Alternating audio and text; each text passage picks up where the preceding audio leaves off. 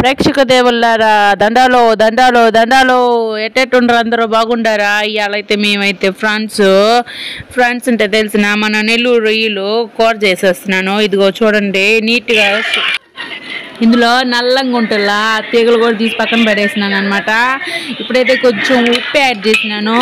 తర్వాత కారం కూడా యాడ్ చేద్దాం అనుకున్నా కానీ కారం ఇప్పుడే యాడ్ చేస్తే మంట పుట్టద్దని యాడ్ చేయలేదు. ఇదిగో పసుపు యాడ్ చేసినాను. పసుపు యాడ్ చేసిన తర్వాత బాగా కలిపెట్టేసినాను అనమాట. చూడ వీడియోలో చూపించిన విధంగా కలిపేసుకొని పక్కన పెట్టేసుకున్నాం అనమాట. అప్పుడు వచ్చేసేసి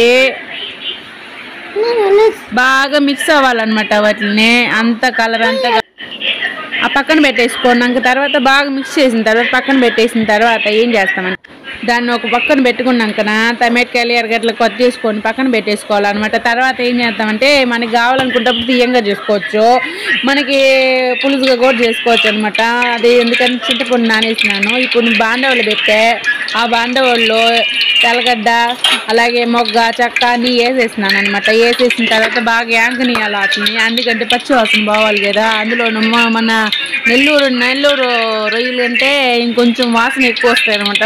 ఫ్రాన్స్ నీసు వాసన, ఆ నీసు వాసన బావాలంటే అవి చేయాలన్నమాట. బాగా వేగిన తర్వాత వాటిలో మనం ముక్కలు కోసేసుకున్న ఉల్లిపాయ ముక్కలు ఉన్నాయి కదా, ముక్కలు యాడ్ చేసుకోవాలన్నమాట. తర్వాత బాగా యాగనిచ్చేసి తర్వాత ఏం చేయాలంటే చూడు అట్ట ఏం వేసుకోవాలన్నమాట. ఏం వేసుకొని పక్కన పెట్టుకోవాలి. అప్పుడు కాస్త కరివేపాకు యాడ్ చేసేసుకొని దాంట్లో వచ్చేసేసి మనము ఆనియన్స్ కూడా కొంచెం కలర్ బ్రౌన్గా వచ్చేలాగా ఏంపుకుంటా ఉండాలన్నమాట. తర్వాత టమాటకాయలు గడ్ చేసుకున్నాం కదా, టమాటకాయలు కూడా ఏం చేసి యాడ్ చేసేసుకోవాలన్నమాట. అప్పుడు వస్తుంది చూడు అదో టమాటకాయలు బాగా ఏంపేసుకొని దానికి మూత పెట్టేసుకున్నాం అనుకో లోపల ఉడికిపోద్ది అనమాట. ఆ తర్వాత తీసేసి పక్కన పెట్టుకున్నామంటే ఇదిగో కమ్మంగా వస్తుంది టమాటకాయ ఎర్రగడ్డ గ్రేవీ లాగా. ఆ తర్వాత ఏం చేస్తామంటే గ్రేవీ లాగా వస్తుంది అనమాట. అంటే ఎర్రగడ్డలు అవన్నీ వేయించిన తర్వాత ఇదిగో నేను వీడియోలో కలిపి పెట్టుకున్నాను చూడు ఇందాక, అదంతా పక్కన పెట్టుకున్న దాన్ని తీసుకొని పోయి ఆ కూరలో వేయాలన్నమాట. ఆ కూరలో వేస్తే ఇంకా చూడు గుమ్మ నీసు కంపు కొడతా ఉంటుంది దానికి. కాబట్టి మనం అల్లం తెల్లగడ్డ పేస్ట్ వేస్తాం అనమాట. ఇదండి ఎక్కువసేపు ఉడకనిచ్చారనుకో రబ్బర్ లాగా మారిపోద్ది అనమాట. ఎక్కువసేపు ఉడకనికుండా మంచిగా ఉంచేసుకోవాలన్నమాట.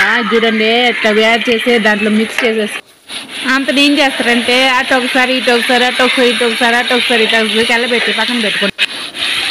అంతన దాంట్లో మనం తెల్లగడ్డ అల్లం పేస్ట్ వేసుకున్నాం అంటే అవి మిక్స్ చేసేసుకోవాలి బాగా వీడియోలో చూపించిన విధంగా.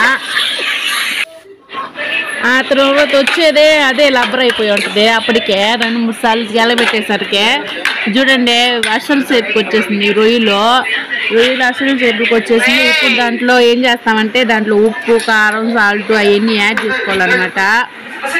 అవి యాడ్ చేసుకున్న తర్వాత మనం ఇందాక నానబెట్టుకున్నాం కదా చింతపండు, ఆ చింతపండు పులుసుని పోసుకోవాలి. దాంట్లో ఇది పోసేసినాను చూడ ఎంత కమ్మగా టేస్ట్గా వస్తుంది. టేస్ట్ అయితే అందులో ఏం చేస్తామంటే లాస్ట్ చెక్కబడేలా కట్టే ఉడకనిచ్చేసి తర్వాత ఏం చేస్తామంటే అవును స్టవ్ కొంచెం పెద్ద మంది పెట్టినాం అనుకో అది కుటుకుటా ఉడికిపోద్ది అనమాట. అప్పుడు ఉడికిన తర్వాత అదిగో వీడియోలో చూపించిన విధంగా వస్తుంది. ఇది కూర మనకు ఉడికిందో లేదో తెలుసుకోవాలంటే మనం వేసిన నూనె ఉడుక్కుంటా పైన తేలాడుతుంది.